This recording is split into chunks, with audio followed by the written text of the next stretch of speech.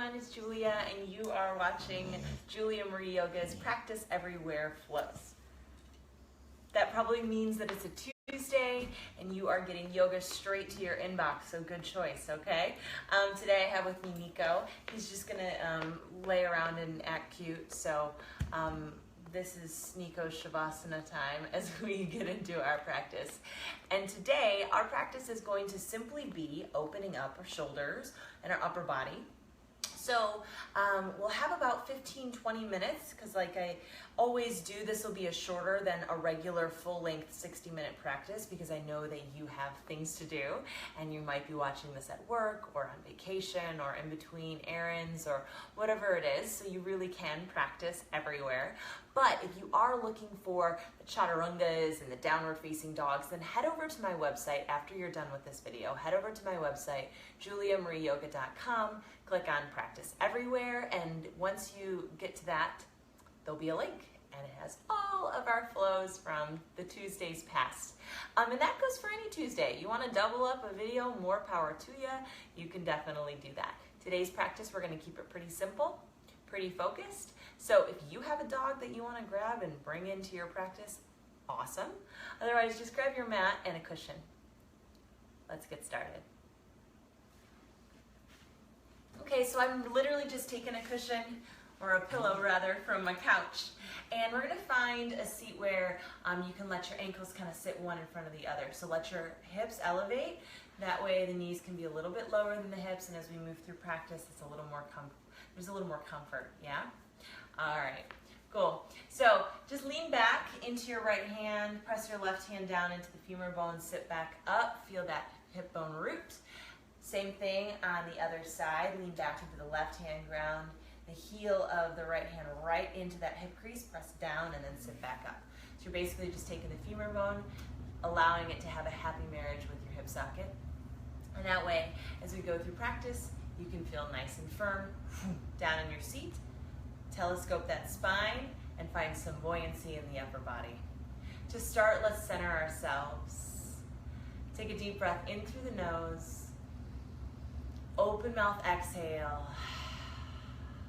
And at the bottom of your exhale, allow your eyes to close.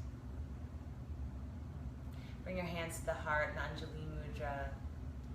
It's a gesture of receiving wisdom, or maybe it's just receiving energy. And allow the breath to simply be a long, steady, clear inhale, followed by a long, steady, and clear exhale. Again, inhale as though you are drawing air right down that center line of you, all the way into the base of the pelvis. You can let your belly expand when you inhale. And then the exhale, that breath travels back up that center line of body and out. You notice that you're clinging to breath, or you are, for some reason, preventing yourself from taking really deep breaths, just let the abdomen be soft. Just a few more steady inhales and exhales.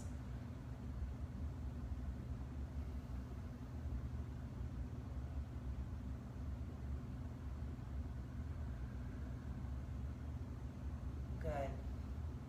All right. Release your hands. The backs of your palms rest on your thighs. When we start today, we're going to open up the shoulders in all of the directions. So the really nice thing about the shoulder joint is that it's very mobile and it has the ability to, move forward, move backwards, move out to the side, go in circles, cross our body, go overhead. We have all of these things that we can do with our shoulders, which enables us to grab and create, drive and type and what have you, pick up kids. But for most of our day, we are forward. Most of our day we are forward. And so we're going to start by unlocking some of that and then getting into the other areas of the shoulder where we might identify some tightness. All right, so to start, let's just find some mobility and loosen up the arms. So on the inhale, lift your shoulders all the way up to the ears, and then exhale, soft elbows, drop them down your back. So a couple more times like that. Inhales to lift, exhales, loop them back. Inhale, exhale. Breathe in, breathe out. Now inhale them up, exhale, drop them back.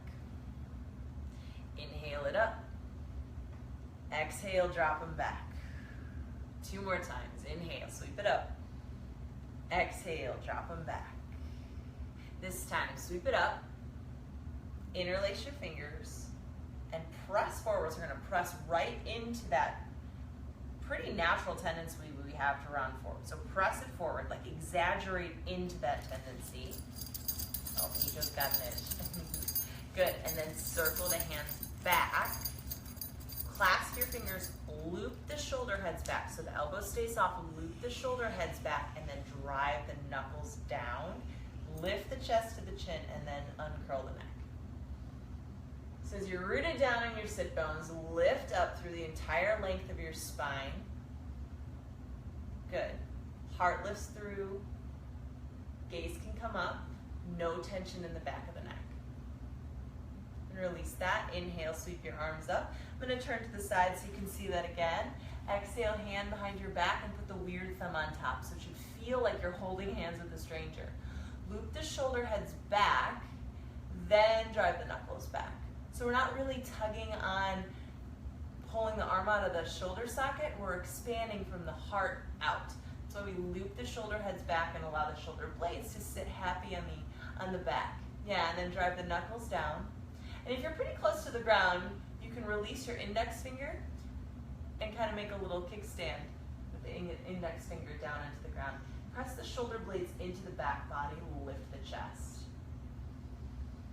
You can breathe right across the space of the collarbones. If you notice that you're collapsing in your lumbar, draw up. All right, so the front lumbar down here is still engaged and lifted, even though we're finding a little bit of that idea or sensation of back bend behind the heart. Good. And release your fingers. Inhale, sweep your arms up. Exhale, hands again behind your back. This time, interlace the fingers, loop the shoulder heads back, and drag your knuckles over to your right waist and squeeze your elbows together. They may not go that far. That's okay. Work with what you got. Good, so you're going to squeeze the elbows together, but let the front ribs come in just slightly and then lift up out of the waist. And then swing the knuckles down, drag them over to the other side, hug your elbows together. Sit bones are anchored, drawing up through the spine, squeeze the elbows, let the collarbones broaden. Good, release your hands down and let them anchor now behind you. Stamp your feet, so you're gonna unwind those legs, stamp your feet, press into your feet, lift into a reverse tabletop. Your fingertips point towards your heels, press into the feet, move the hips up. Allow the chest to move towards the chin and then lift your chin, lengthen the neck and all of its sides. Front, back, and sides of the neck are long. Gaze up to the ceiling. Good, full breath in. Exhale, hips down. Put the opposite ankle in front. Find your seat. Good, inhale, sweep your arms up. Interlace your fingers, press your palms up. Let the sides of the waist grow and flip the palms straight up to the ceiling. So as you press away from you, like you're pushing your palms away from the top of your head, you should start to feel a stretch down the outsides of your shoulders into the shoulder girdle. Good. Now, take your right hand down to your yoga mat or onto the floor where you're at. Lift up and over through your left side body. So the ribs are going to move up and continue to reach and corkscrew this pinky finger a little farther than the thumb. We'll just help the arm bones sit a little happier in the shoulder socket. Good. Inhale, sweep the ceiling. Drop now Your right hand, lift over with your left. Lift your ribs straight up to the ceiling and allow your pinky finger to glide a little bit further than your thumb line.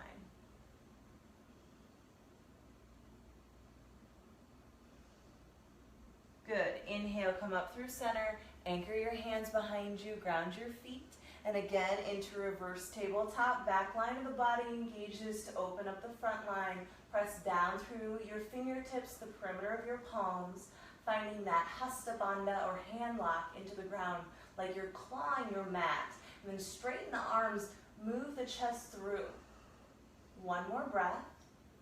Exhale, the hips return down. Good.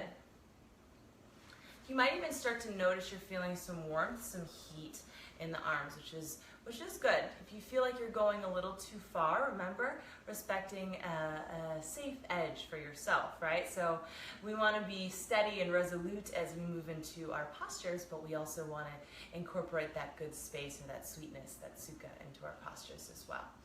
Good, especially when we're working with the shoulder joint, which is mobile, right? So the more mobile something is, typically the more prone to injury it is. So when we work with really mobile joints like our shoulders, we want to be especially mindful that we're respecting our edge.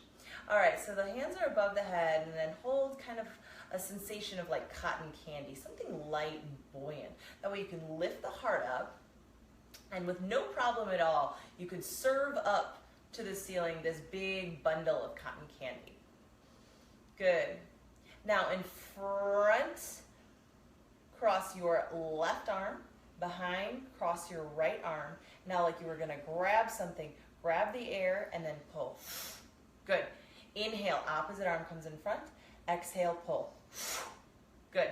Inhale, exhale, pull. Breathe, pull. Good. Now that you have the motion, let's add the breath work. So it's in through the nose, out through the nose, and you're forcefully pulling air in and sending air out. It sounds like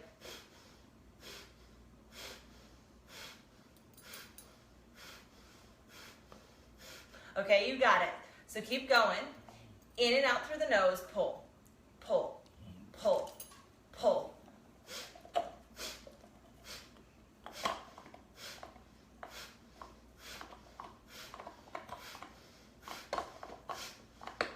Keep moving.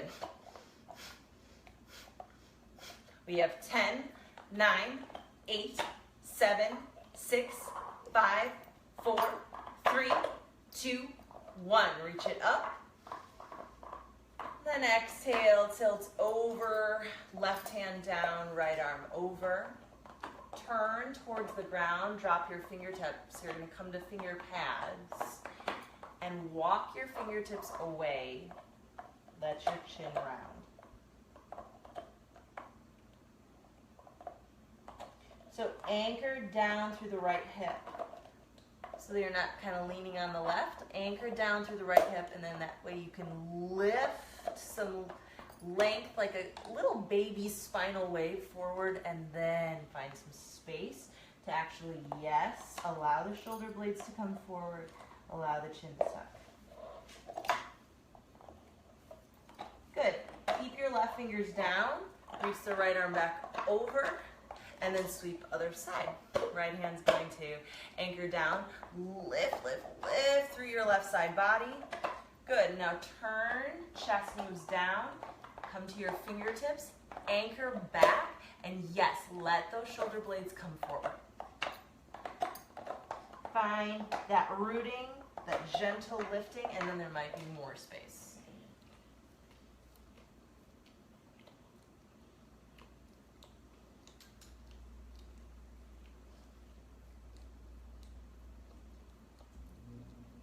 Good. Keep your right fingertips down. On your inhale, circle the left arm back up and over. Hands behind you. Ground the feet. Third time and last time. This reverse tabletop, grounded to feet and hands. Lift and elevate torso.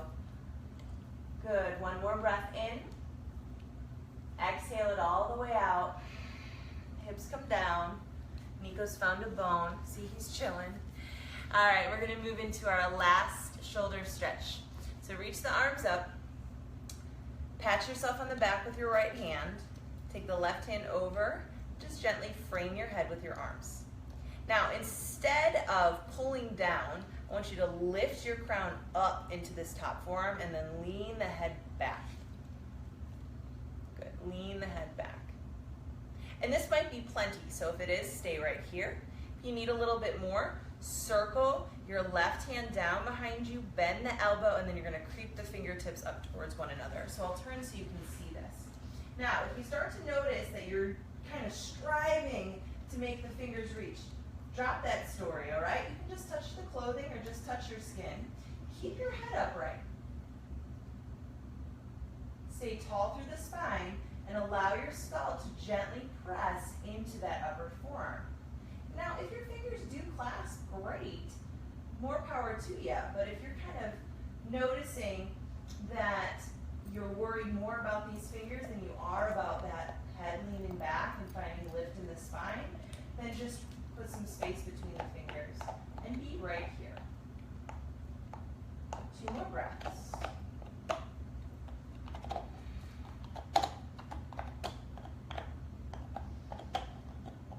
Good. Inhale, unwind the arms and switch sides. The left hand's gonna pat the upper back, frame your face with your arms. Allow the lift from your crown to stimulate more of the stretch as opposed to just pulling with your arms. So there's this lift of the entire spine. And then circle the right hand back, bend the elbows, start to creep the fingers up. Plenty of space between the fingers is fine. Fingers touching is fine. Fingers clasped is fine. Go to where your edge is today. Telescope the spine. Let the back of the skull press into that upper forearm. Breathe. I know this can be a doozy. Gomukhasana arms are not something to force, all right? So just be with your body where it's at and then breathe right into that stretch. And it's always a good rule of thumb that if there is a sensation in the body from a pose that is so strong that you can't have a steady breath through it, ditch it. Ditch that pose. Change it. Make it work for you. I always say that we do not serve the pose. The pose is here to serve us and help us in our journey. So don't be afraid to change a pose to better meet your needs. Good. Inhale, unwind. Oof, yes. Circle the arms up. Exhale, drop the hands. And bring them back to prayer right at the heart center. Yeah. And take a deep breath in. Big breath out. Allow the base of the neck to soften, the crown to float, eyes can come to close. Then link your thumbs and spread your fingertips like they're wings across your chest in Garuda Mudra. Lift the heart space up into the thumbs.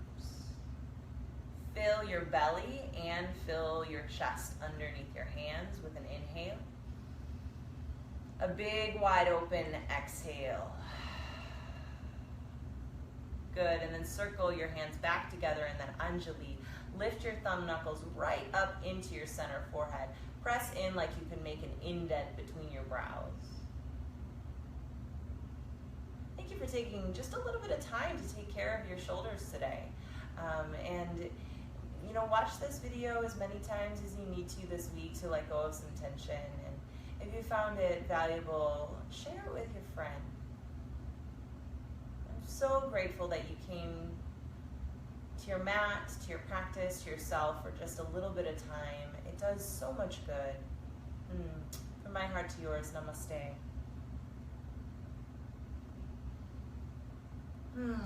Well, thanks again, yogis. I hope you tune in next week. We'll be doing something different, and every week is different, so I'll see you on Tuesday. Mwah.